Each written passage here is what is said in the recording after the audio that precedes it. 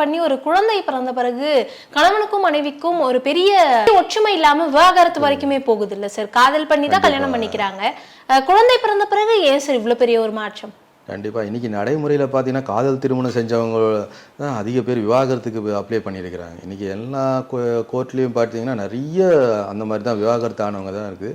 அதே மாதிரி மேட்ரிமோனிலையும் பார்த்தீங்கன்னா இன்றைக்கி நடைமுறையில் நிறைய விவாகரத்து ஆனவங்க ஃபைல் தான் நிறைய இருக்குது. காதல் திருமணம் தான் செஞ்சோம், 3 மாதம் கழிச்சு எங்களுக்கு பிடிக்கலை, 6 மாதத்துல பிரிஞ்சிட்டோம், பிரேக்கப் ஆகிடுச்சு, எங்களுக்கு திருமணம் வாழ்க்கை அப்படியே திருமணத்துக்கு பிறகு அவனுடைய கேரக்டர் மாறி போச்சு, இப்படி நிறைய சொல்கிறவங்க அதிகமாக ஆகிட்டாங்க.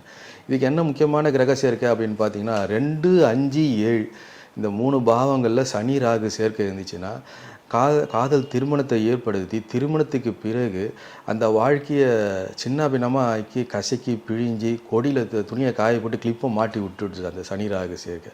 அந்த கரு நின்னதுக்கு பின்னாடி அவங்க பிரிஞ்சு போயிடுறாங்க, அந்த வாழ்க்கை வேணான்னு சொல்லி பிரிஞ்சு போயிடுறாங்க.